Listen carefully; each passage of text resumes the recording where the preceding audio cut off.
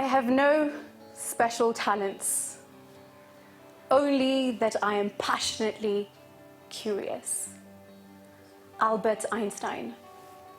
Assalamu alaikum, peace be upon you all. Good evening, ladies and gentlemen.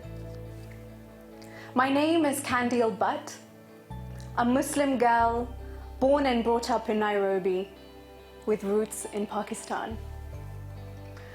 Attending a local Catholic primary school whilst young, I witnessed Holy Communion every Wednesday as my father made his weekly visit to the mosque every Friday. That didn't seem strange.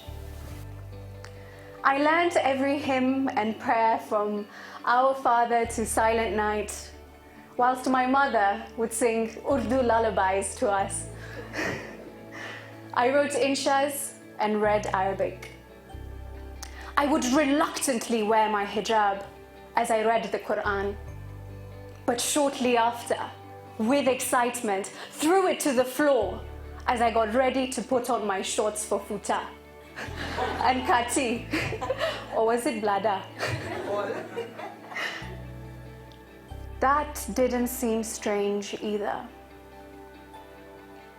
I ate pilau and Kashmiri cuisine, but relished eating ugali and sukuma with my hands.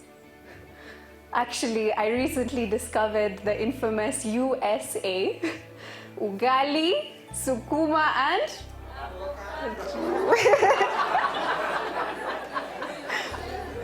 I dreamt in English, spoke it as my first language, so made every effort to speak Urdu with my grandmother.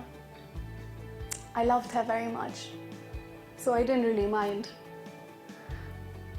But as I grew up, I remember asking myself what I identified to most, as each of these experiences had their unique cultures and lifestyles. The fusion of traditional Pakistani parenting with hypnotic, smooth Kenyan ways. I asked myself, who am I?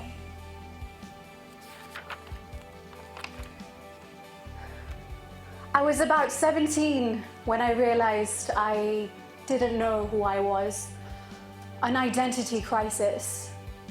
But during this time, I was gearing for university life, so chose to ignore understanding my identity and looked forward to exploring my free-spirited nature away from home. Before I knew it, I adjusted to a very different lifestyle to the one I was used to back home. It felt liberating, yet unsettling.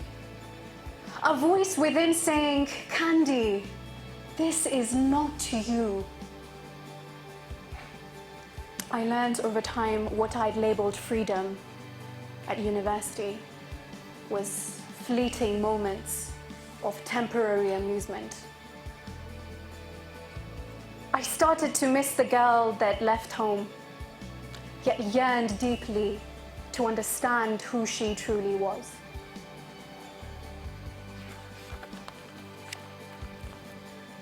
Still at uni, the confusions and questions got overwhelming. I remember a stark picture. I woke up one morning, but refused to get up. Of course, you would hope it was just one of those lazy days when the sun wasn't bright enough to invite you outside. Or frankly, there was no food in the fridge because it was uni and things get a bit thick. No. I didn't want to move. Because what was worthy enough waiting on the other side of my wakefulness? What had meaning enough to drag my feet out of bed and look upon a fresh new day?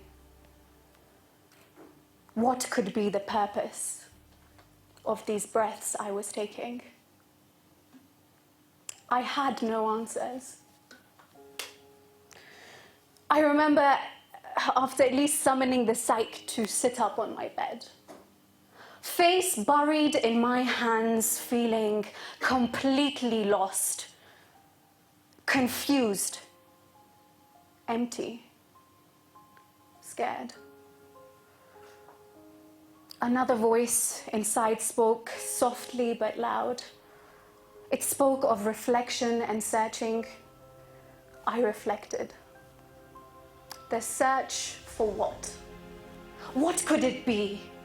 Was life a treasure hunt that with every experience there was a search for something extraordinary? But the voice replied,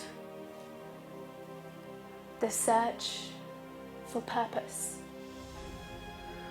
Ladies and gentlemen, and soon enough, my search began. I questioned a lot. Why were my desires in conflict with what society had made acceptable? How were we to explain the marriage of religion with culture?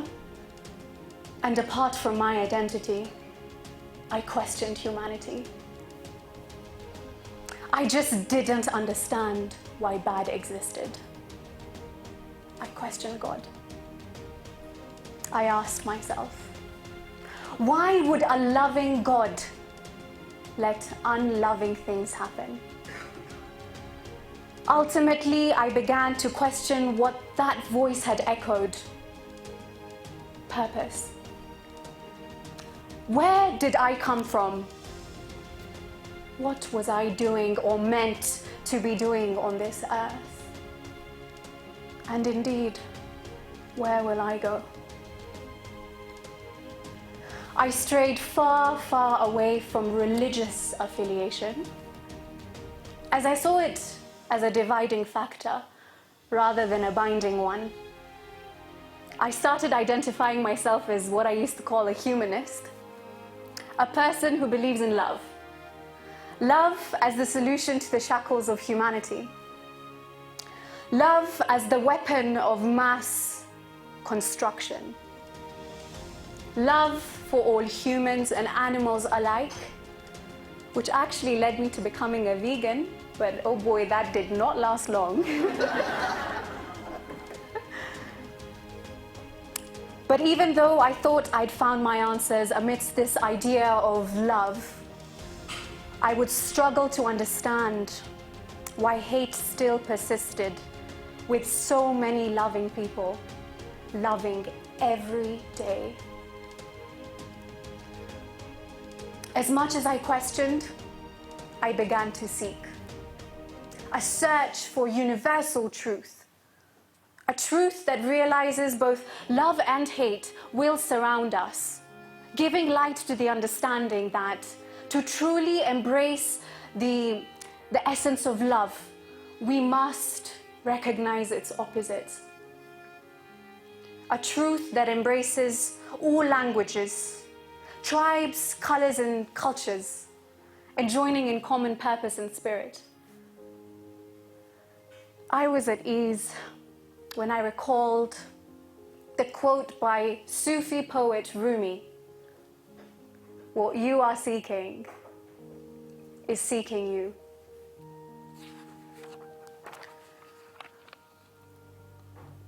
As time passed, the humanistic perspective didn't seem practical or logical anymore. So I turned back to the cornerstone of many, many truth seekers out there: religion. Back to a space I was staying far, far away from. I came to realize a very important concept. Every creation had a creator. And it was only religious scripture that highlighted that for me. An architect to a building was God to man, and I desired a direct connection with my creator, with no image or man as an intermediary. The search for one creator who created man, moon, love, and loss became my mission. And he found you lost and guided you. A verse from the Holy Quran.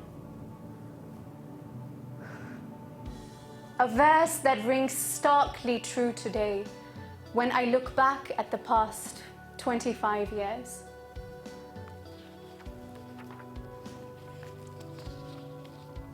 Ladies and gentlemen, I stand before you having embraced my identity and accomplished my mission with His mercy, of course.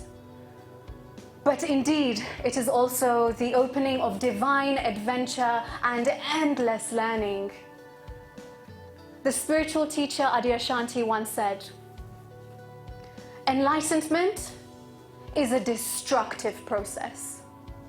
The crumbling away of untruth, seeing through the facade of pretense, and the complete eradication of everything we imagined to be true."